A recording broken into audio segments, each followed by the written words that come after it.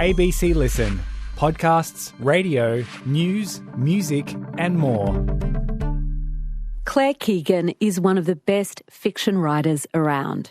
Her stories are often short, but they carry huge emotional power. Her 2022 novella, Small Things Like These, has been made into a movie. And the backdrop to that story is the brutal history of the Magdalen laundries, which were operating in Ireland right up until the 1990s. Places where girls and women were basically imprisoned and in forced labour, and if they were pregnant, had their babies taken away for adoption. But in Small Things Like These, Claire's focus is on a coal man named Bill Furlong, and the moral crisis that he's thrown into one Christmas after he encounters a girl locked in a coal shed at the local convent. Claire often comes at her stories slantwise rather than straight on, and they're told in spare, precise paragraphs. She's won many prizes for her fiction, including a bunch bestowed in her homeland, where she's been awarded Woman of the Year for Literature in Ireland and Author of the Year, and where her writing is now part of the senior school curriculum. All this success might seem a long way from where Claire was born, the youngest of 6 children on a farm in Wicklow without running water or many books. Claire's been in Australia teaching a reading workshop and pursuing the other great love of her life, horses. And I very much appreciate that straight from a long, long flight, she's joining me in the studio. Hi, Claire. Hello, Sarah. It's lovely to be here. This farm that you grew up on in the southeast of Ireland, what did it look like? It was just 50 acres on the side of a hill, looking out on Mount Leinster. It was a lovely place, really. You had to go up through the forestry to get to the farm, so there was a back lane and a front avenue. It was the old Anglo-Irish Protestant house.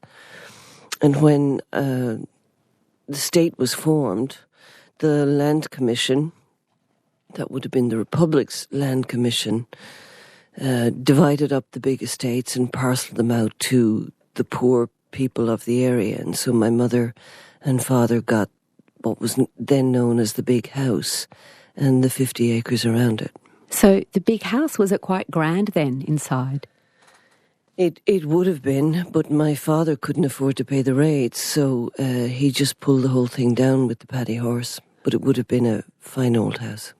And 50 acres doesn't sound like too much. What were they growing or raising on that farm? We had cattle and sheep and pigs. My mother had poultry. She used to raise turkeys and send them on the train to Dublin before Christmas. My brother had horses when I was growing up, and then we made hay and we planted corn, but corn for us is barley and oats and wheat, and we'd harvest that at the end of the summer, beginning of the autumn. So was it a family where everyone had a job to do? Everyone was working when they were at home? I think those who were inclined that way probably were out doing things like that, but not everybody was inclined that way. But I was. I liked being outside. What sort of jobs were your responsibility as a kid? Well, I mean, I used to split sticks from an early age, but my brothers all, at one point or another, including my father, used to work as lumberjacks also. So I used to keep the lines clear in the forest with a draft horse. There are 2 men up at the top of the line, and they're either clear felling trees or trimming the line. And I'd go up with the draft horse and hook up to the trees that were felled and pull them with the horse down to the car road, and then keep doing that until the day was over. And at the end of that day, we used to cut the trees up into lengths and put them in piles, and then the lorry would come and collect them. Did you have a favourite spot on the farm, a place that felt like your place? I'm not sure. I mean, one of the lovely things about that place was that there were so many lovely old granite buildings left over from those times. The house was built in the 1700s.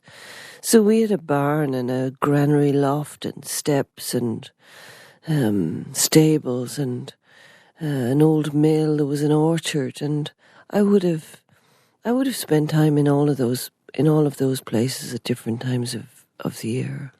And were you a big reader as a kid, Claire? Well, I would have been if I had books, but I didn't have any books. We didn't have any money to spare.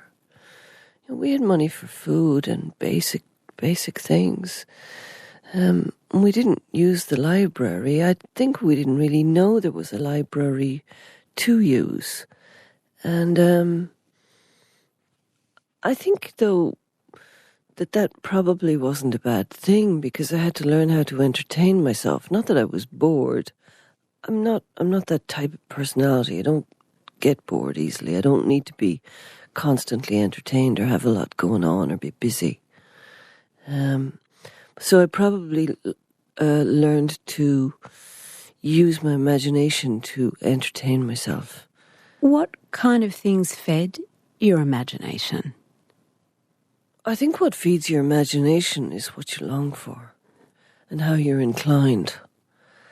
And my mother got me, I don't know how she did this, she probably got this out of pig money, but she got me a pony when I was small, because I think she just couldn't bear me going on about having a pony any longer. Her heart was scalded with me asking about a pony. And she got me a skewbald pony, and of course we didn't have money for a saddle. So all I had was a pony and with a bridle and no noseband on it, which I now know isn't such a bad thing at all. And off I went bareback and used her kind of as transport too. You'd go up and count the sheep, or go down to a neighbour's house on the pony, or go down and make a phone call to the vet from the phone box. So that's what I used to do. And I had 2 long plaits and I imagined myself to be a Native American girl out on my skewbald pony, you know. Did you enjoy your own company? Were you one of those kids who's happy to be solitary? Yeah, I always have been. I've always been that way inclined. I don't think it's really intelligent to relax around other people. What do you mean? I mean, I think fools relax around other people. I'm on my guard now, Claire. Because you're being observed, you're being listened to. You're supposed to take heed and concentrate and be aware of the words that are coming out of your mouth and be responsible for them.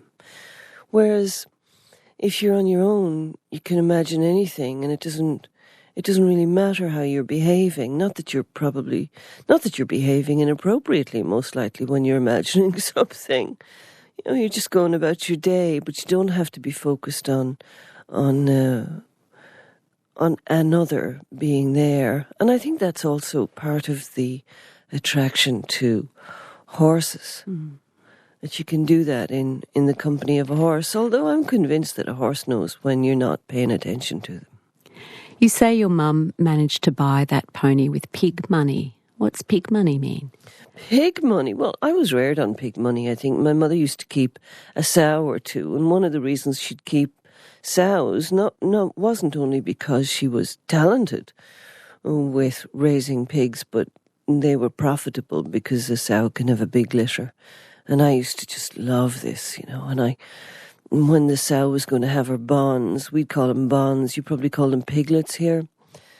I used to go to bed in my anorak and keep my Wellington boots beside the bed, you know, because I'd just be so excited that the sow was going to have her litter. Do they let you pick them up, baby piglets? They don't like it. And it's one of the reasons I like them too. And if you pick up a bon of, they'll usually screech hard. I think they're great, you know. We freeze a lot of the time, but they'll actually screech as loud as they can. And they're wonderful. They come out with preformed personalities. There's the long one and the one that's lazy and the one that wants to suck 2 teats. And, you know, there's the runt and there's the pretty one. She's so pretty, she knows she's pretty. And I used to just love putting them all to suck and getting the sow to lie down and people who say dirty as a pig don't know anything about pigs, because pigs aren't dirty. And I try and pick them up then when they'd suck the sow out and put them in under a light in the corner. And there was a red bulb under a steel shade. And I used to put them all in there under the light. And they'd wriggle a little bit at first and all be upset that you interfered with them. And then they'd all kind of lie down and they'd all start kind of breathing as one. And then, looking back now, I think that's what taught me what a good paragraph is.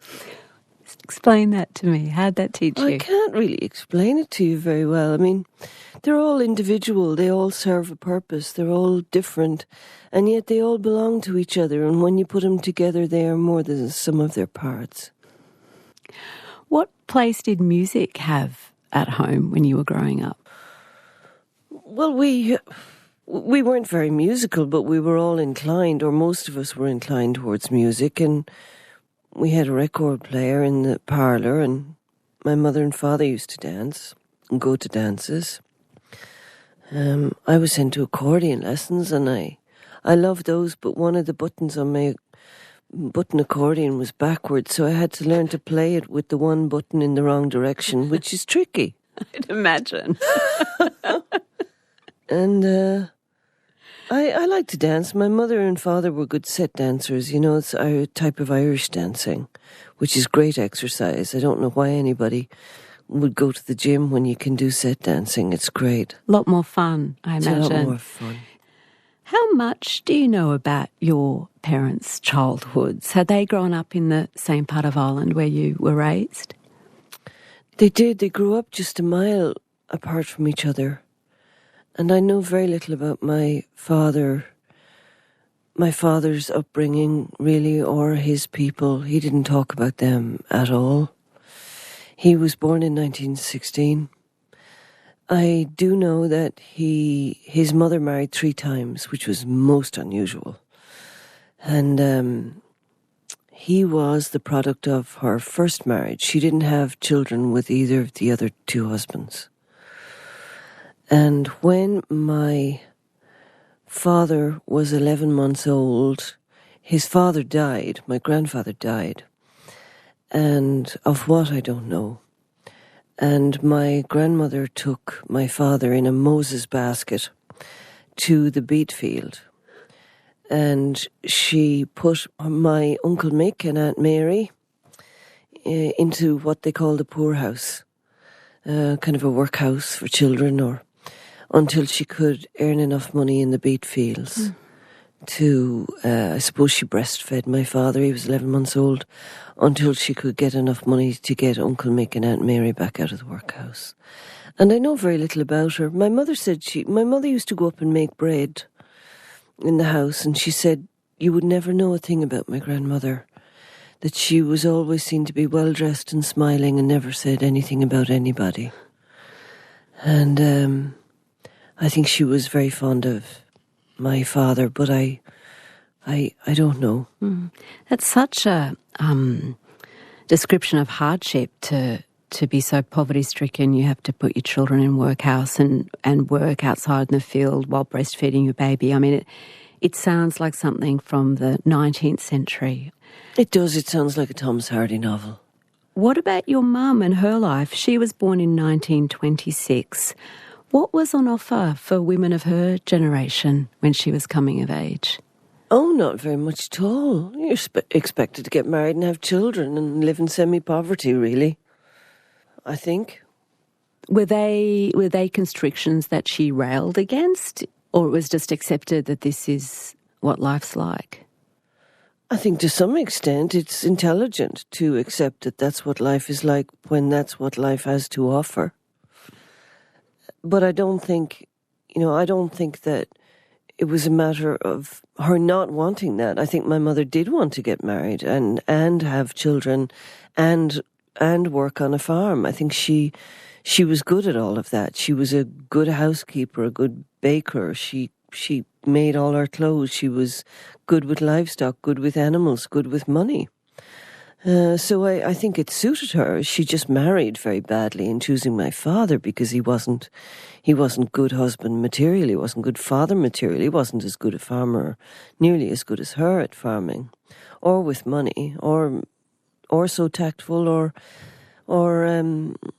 skilled, or even had half her brains. So the whole misogynistic culture I knew was a lie because I was living in a house where it just obviously wasn't true. So I don't know really what was on offer from my mother. I think you had to take what was pleasurable and pleasant when it was happening. That inequality or that difference between your parents, their difference in skills and character, is that something you think you were aware of right from a young age, or is there a moment in adolescence or later where it's suddenly clear to you that although the culture says he's the valuable and important one, you're actually seeing, well, in reality, in this family, it's her who's carrying the load? No, I think I always knew. I don't think you'd have to have a great deal of intelligence to figure it out. I think it was obvious. How did she talk about your future with you? Oh, I don't think she talked very much about my future at all to me. Very little was expected of me. She was tired by the time she had me. I was her sixth child, she had an old house, she had a marriage that was breaking down. I think she probably wanted to enjoy her life and did, and separated from my father after the house went on fire at home. And I think she began to enjoy her life then, which was wonderful. She went and lived in the town and had some independence and a pension and neighbours, and wasn't isolated in the middle of a wood on a farm. But with regard to what she thought would become of me, I really don't know what she thought would become of me. What about you yourself, Claire? Was marriage on your radar as a young woman, a teenager? I can't say it was. No, I didn't know. I still don't know very many happily married people. And I'm not a betting woman. The chances of that happening to me are the same as it happening to other people. That's a very, is that about human relationships, or is that about the institution of marriage in a particular society at a particular time? Like marriage in Ireland in the 70s and 80s maybe doesn't represent what's possible for men and women at other times and places. I think things don't change that quickly. They may seem to have different attitudes, but I'm not sure. Marital rape was legal in Ireland until 1990. So I don't know why any woman would go into a church and sign that document, giving a man that power over her. I mean, I can't tell you how unattractive that was to me, how unintelligent that is, to do that to yourself. You may as well just stick a knife in your heart and go around with that. Were there women in your life, in your family, who'd managed to get off that conveyor belt of marriage? I don't know that I see it as a conveyor belt. I see it as something that you needn't do if you don't want to. And I'm sure it suits some people, and some people aren't brave enough to be on their own. It's just too hard. You got to fight your corner. You got to box your corner if you're gonna live as a single woman, because it's against everything. You're not supposed to be happily single and female. You are absolutely not supposed to be able to do that in that society.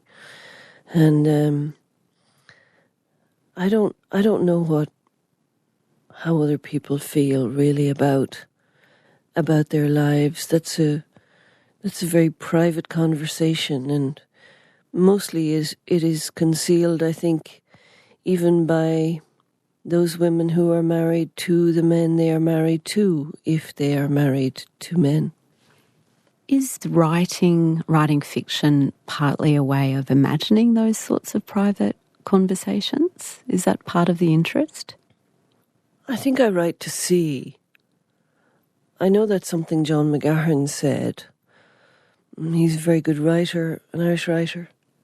But I think that's the reason I write too. I I don't know what I'm really interested in or imagining or discovering or finding or going after until I see it in text on a page. And that's something that's playful and can be delightful and manageable. You can manage it, and some of that is really teachable and learnable rather than, mysterious and a God-given talent. I don't see it that way. I think, though, I'm interested in imagining a different set of circumstances because I think that's what civilizes us. That's why reading can be really good for us, because you imagine being something other than yourself. You entertain the possibility of living in a different set of circumstances, under a different set of pressures than the ones you're under. And that really can be helpful in making you a better citizen, a better father, a better mother, a better teacher, whatever it is that you're at. It's civilizing. I do think that when we fail, it's because our imagination fails us. So as a young woman, it sounds like you were pretty clear that you knew you didn't want a particular life that would have been maybe the more obvious one, that might have been the easily one on offer in Ireland at the time. What about university? Had anyone in your family gone to university? No, nobody had gone to university. That wasn't on the cards, and I have 3 brothers and none of them finished secondary school. So how did you end up at university in America? I met a family who came over to Ireland in 1985 with a number of their friends and relatives, and I had a year of secondary school left, and they asked me before I left if I'd like to go over and when I finished and go to university and live with them, and I said I would, so I did. What do you think they saw in you that made them make that offer? They saw somebody who was a very good worker and was good with children and could do domestic work. So they wanted you to come and continue that work for them in America, and university was like the softener, the sweetener to get you there. I think that was part of it, yes. Had you spent much time outside of Ireland before you went to America? No, I hadn't spent any time outside of Ireland, and I think there was only one phone call between that family and my mother before I left. I don't think they even sought my parents' permission, even though I was only 17, which is an odd thing, not to ask a teenager's parents if she can come and live with you. No, I had no experience really outside of being on the farm in rural Ireland. It's such a big step to make at that age. When you look back, and you, I guess, on that flight, did it feel exhilarating or terrifying, or what did you imagine you were stepping into? I didn't know what I was stepping into. I really didn't know what was on the far side. I wasn't neither terrified nor exhilarated. I was just brave. I am brave. What do you put that down to? Well, I think you have to be responsible for your own life. And I didn't want to be a victim. I didn't want to be a victim of the society, the culture. So I think, they say in the horsemanship world, one of the worst things is not to try, not to give it a go. And I think I wanted to try and fail rather than to not try. I think I would have regretted that horribly. It sounds like that time in New Orleans in America was a mixed experience for you. What were some of the good things about it? What are you glad you got out of that time there? I liked going to Loyola University. I liked some of my teachers there and what I read. I was a good student. I was a good student in the sense also that I wasn't just reading for exams and grades. I was reading around what interested me. I was using my library card. I was reading a whole lot of books that weren't on the syllabus. And that was exhilarating. To be reading political theory and French philosophers and Socrates and what he was saying and all of Plato's Republic and all of those things were exhilarating to me. Had you been exposed to any of that at school, at high school back in Ireland? No, I went to a very poor high school and I didn't go very often. I didn't like it at all. I loved primary school. I just excelled at primary school, and things kind of fell apart in my mother's marriage and my parents' marriage and at home as well, and we had no money, and my father gave the farm to my brother. He put it in my brother's name so he could get a pension. But he kept most of the pension money for himself and left £28 at that time for my mother and I to live on. And he actually said that he wasn't going to feed me. So my father taught me that I wasn't worth feeding, which is very interesting. I think that was kind of a thing that set me up for life. I just kind of promised myself I'd never put myself in that situation where I didn't have my own money.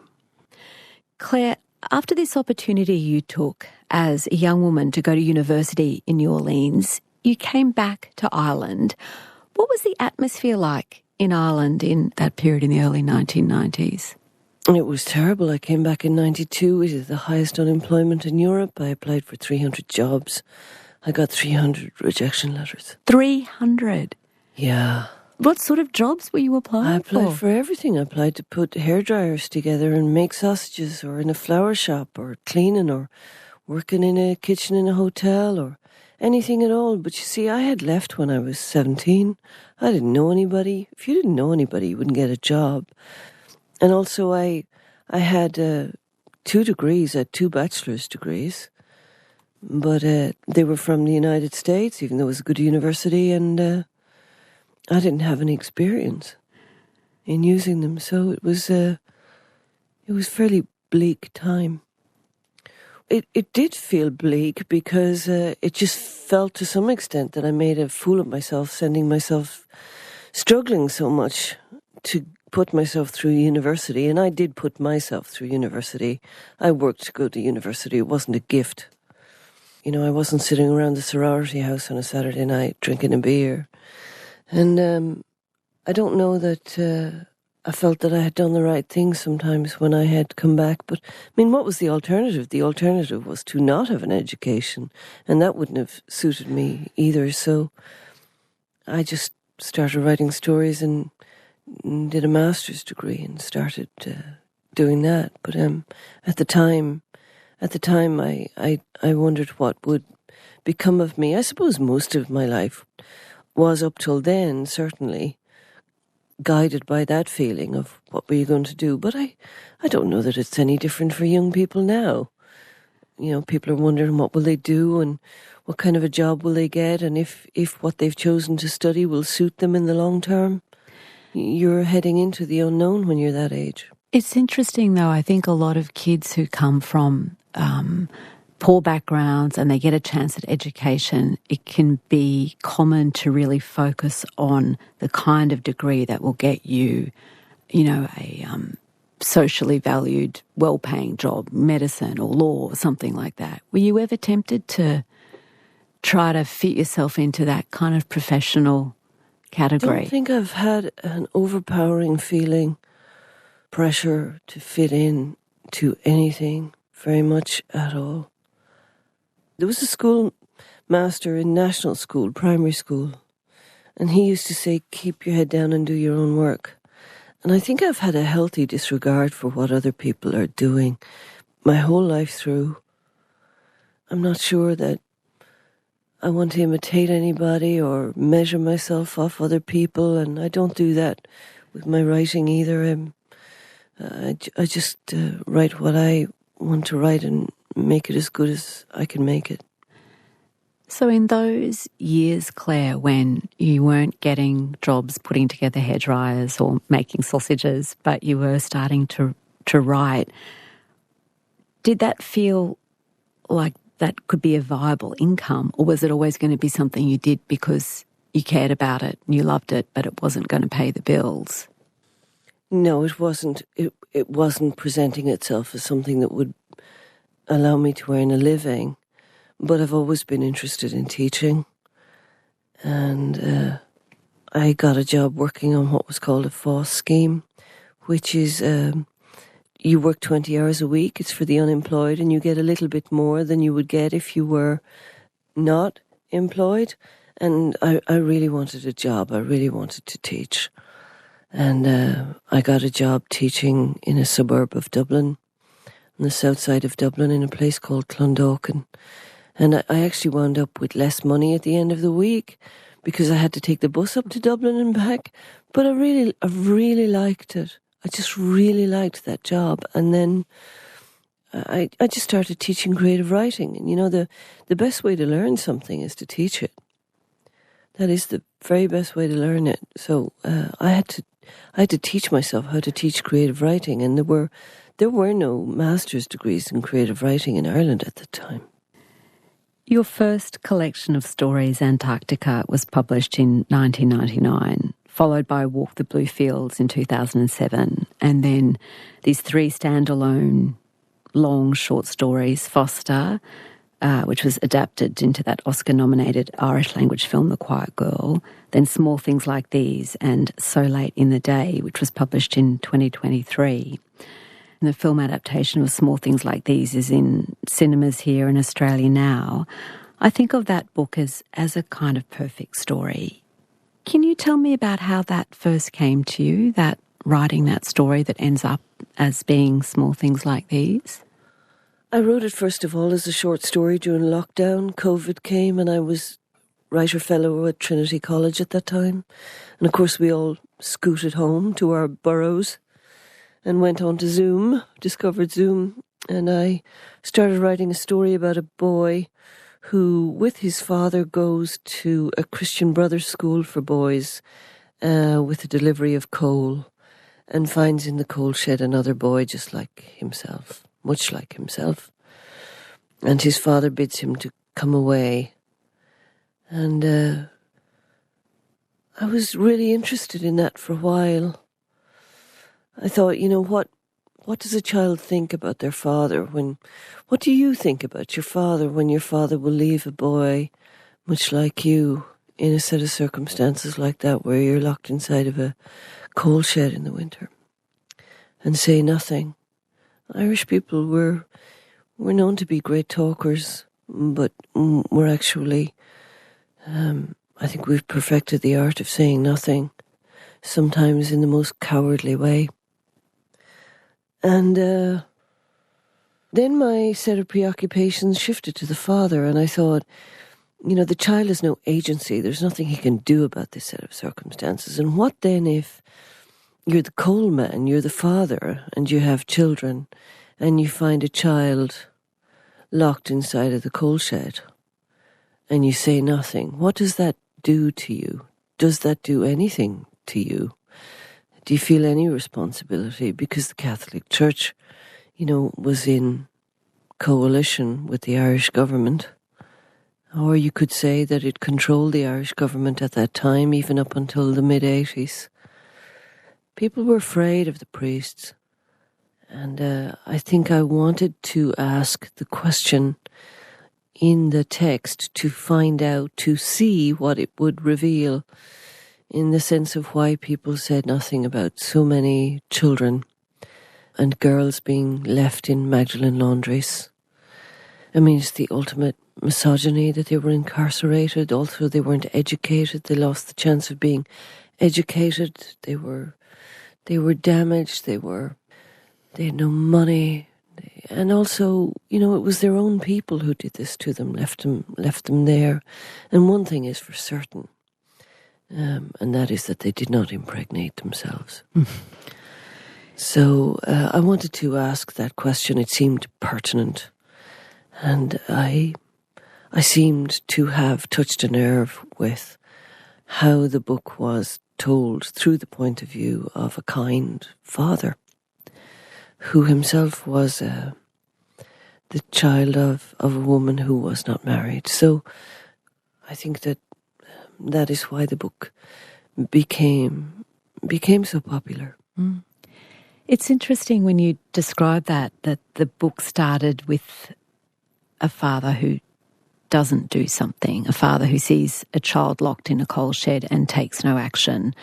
But your Bill does take action, and that's the engine that drives the story. Well, I'm not sure it is. I couldn't agree with that, because I think he doesn't know what he's going to do. And there's a moment in the book where he wonders, when he's sitting at home in his comfort, and he wonders what would happen if they slowed down and had time to spare, and would they be all right, or would they just lose the run of themselves? And the book ends on Christmas Eve, when he's actually at a loose end. And he's closed the coal yard for a half day and taken the men to lunch, and walks around town looking in the shop windows, and then sits in the barber's chair getting a haircut. And I couldn't say that he's driven to any of that I think that suggests that there's some kind of a plot-like thing driving that line. And I didn't know that he was going to do anything until he did something. When I asked you to reflect or question where did your childhood courage come from, with Bill, in small things like these, there's a kindness. As you say, this is what readers have responded to. Maybe it's the kindness that veers into foolishness, maybe not. It's not clear how it will play out. Where does his kindness come from? He was loved. It doesn't matter where love comes from. You take love where you find it. It really doesn't matter where it comes from. I mean, ideally it comes from those who are closest to you, in the sense that they are the ones with whom you spend most time. But I don't think it matters. And I wrote another book called Foster, which is very much about that. I don't think it matters who loves you, so long as you are loved and minded, and you learn what that is when you're young. And he did.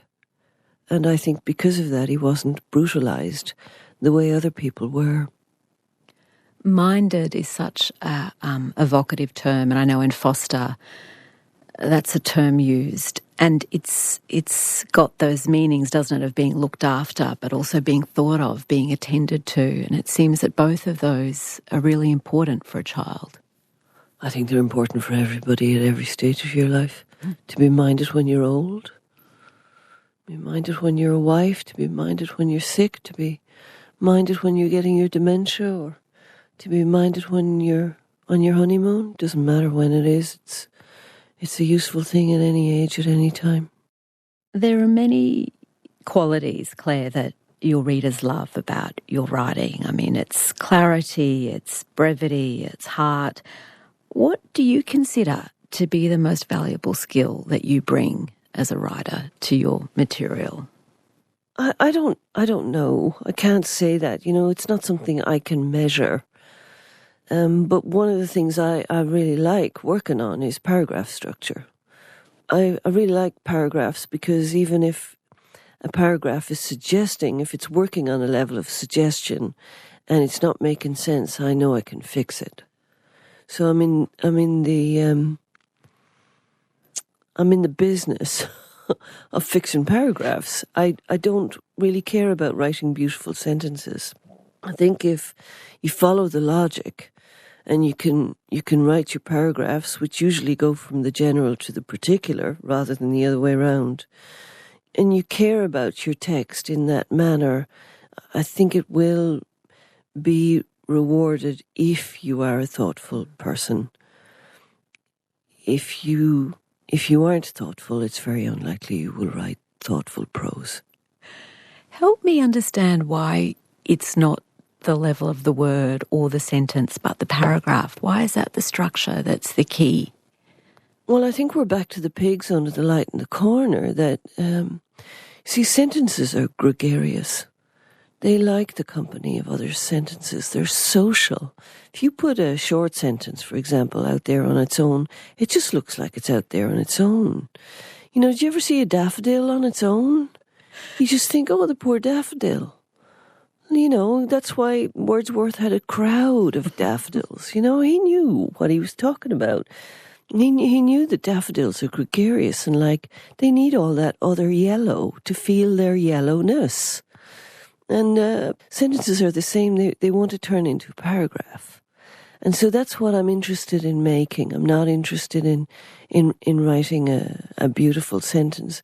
Also, there's a concept, you know, of all right that must seem terribly plain and fundamental or basic. Actually, basic is something that people might regard it as, but there are lots of people who will take the time to decorate their work, if you will.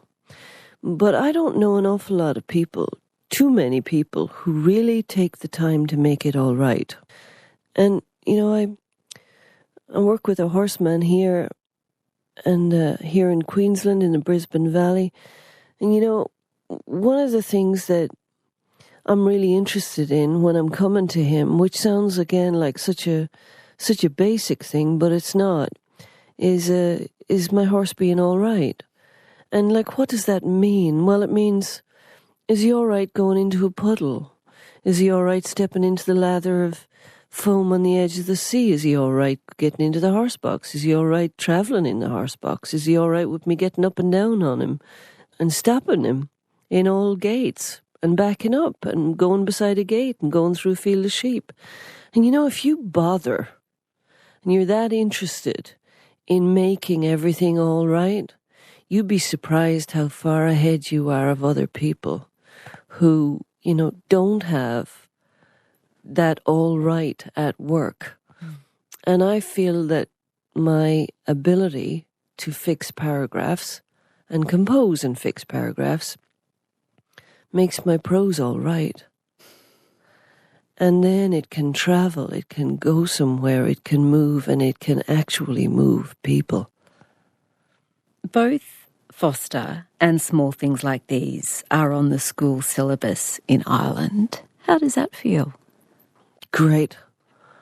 It's just lovely to have so many young readers who are interested in looking at and thinking about a time before them in the recent past, and thinking about how things were for women and girls, and imagining being that in that set of circumstances. It feels civilizing and necessary and a privilege. Does the fact that your books exist and that they're studied by students at high school now say that Ireland has moved quite away from where it was when you were a girl, and let alone when your mum was a girl?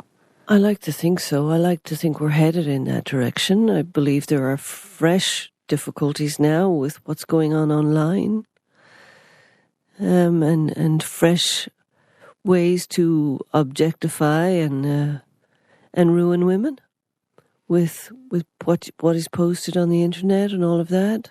And the violence is a different and more insidious type of violence, perhaps. But I do think things seem to be improving. You've mentioned horses right through this conversation, Claire, right from the pony that your mum managed to buy with pig money to Ken Faulkner, who you come here to Queensland to work with. What is it about horses that has always so strongly appealed to you? I think there's something beautiful about being carried, that a horse would allow you to do all of that and carry you through a storm. There's something noble, and to think about who they have carried through the centuries, and they've gone into the battlefields and tilled the land and been pioneers. You know, people could not have been pioneers. We couldn't have done what we have done. I also think the horse's heart is broken by people, and that the horse has a knowledge of what human beings are like. Why do you say that? I don't know why I say that. I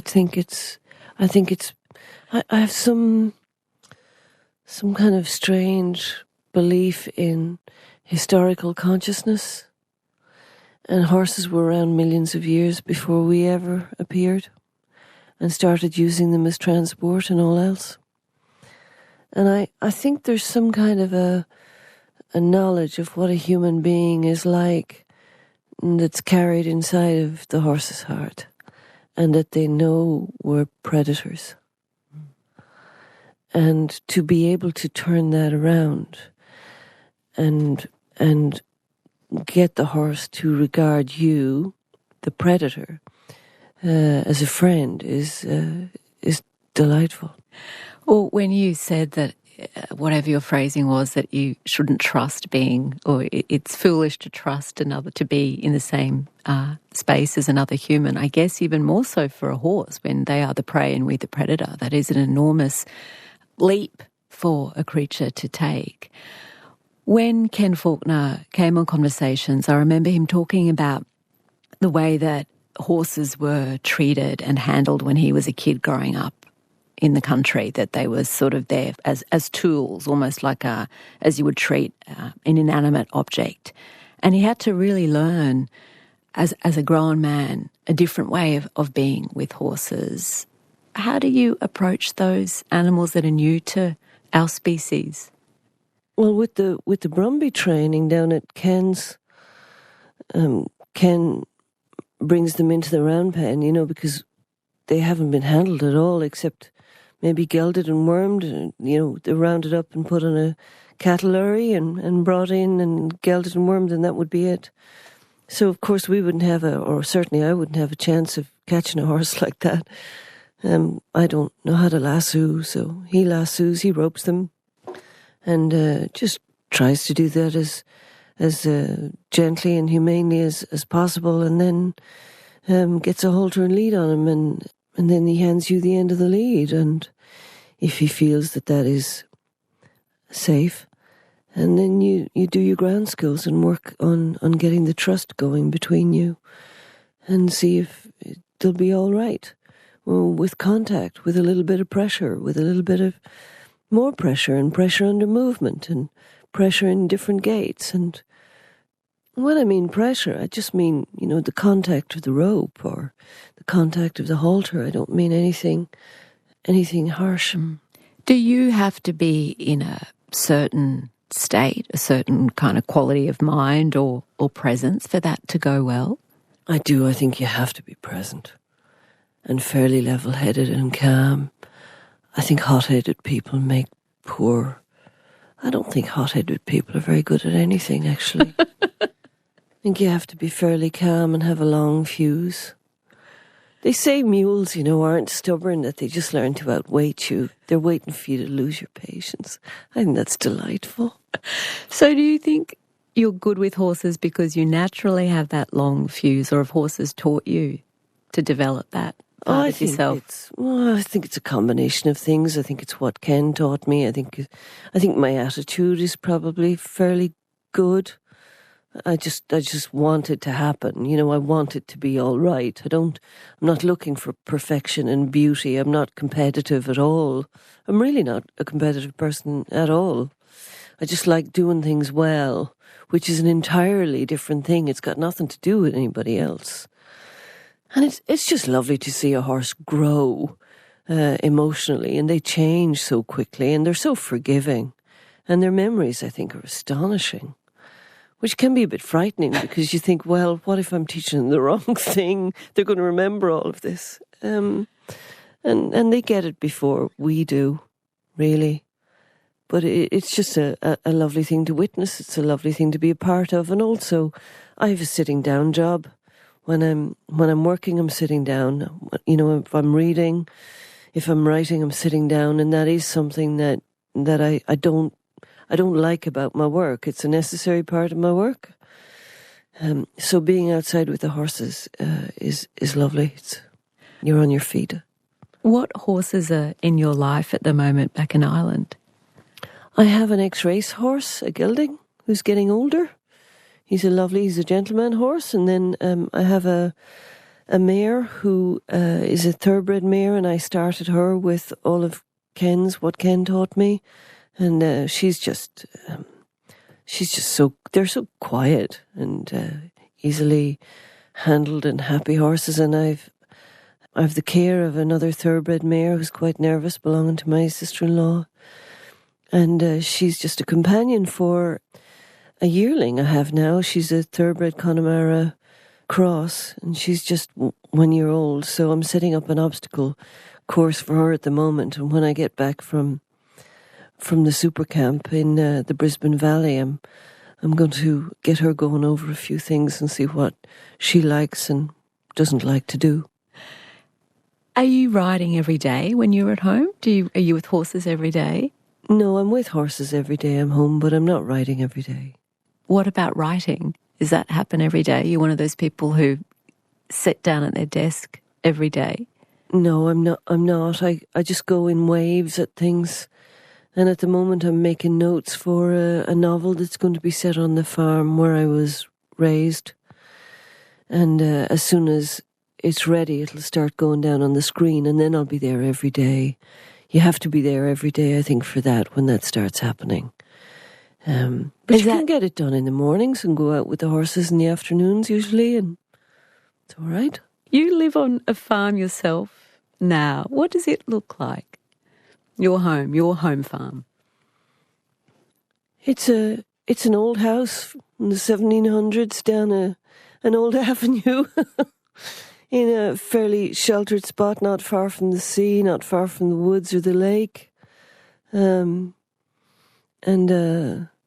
it's got a lot of old trees around it, and an old courtyard and an arena and stables, and it's nicely sheltered. I like it very much. It's got a pleasant aspect. I can only imagine if you could time travel back to that little girl with her pigtails riding about on that pony. She'd be pretty happy with the life you've built for yourself. I think so. Yeah, I even have a saddle. And it looks like I'm taking another one back, this time from Australia. So I have 2 Australian saddles now and to look forward to. But yeah, all that bareback riding didn't do me any harm, though, I don't think. It's a real pleasure to have you on Conversations. Thank you so much for being my guest. It's a pleasure. Thank you, Sarah. Claire Keegan was my guest today. Claire doesn't do many long interviews, so if you know some fans of her writing, make their day and share this conversation. And if you want to hear my conversation with Ken Faulkner, who's Claire's Australian horsemanship teacher, we'll link to that at our website too. This conversation was produced by Alice Moldovan and recorded on the lands of the Turrbal and Yagara peoples. Our executive producer is Nicola Harrison. I'm Sarah Konoski. Thanks for listening.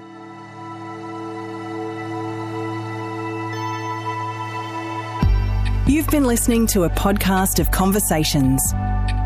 For more Conversations interviews, please go to the website abc.net.au/conversations.